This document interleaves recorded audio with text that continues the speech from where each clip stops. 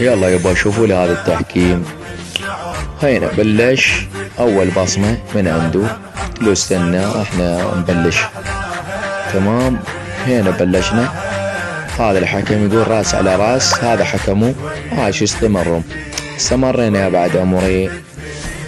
ما هنا بدي يطفر عاد، بدي ينهزم. دقيقة اقطع. شو اقطع بعد ما بلشنا تقول لي اقطع؟ هذا حكم لو من سوق الجمعة. هنا طفر بن غامش لو راح نهزم. مو عرفتم؟ هاي شداتنا. يا بعد عمر الرعد بن ديار زار كان على هذا الماي.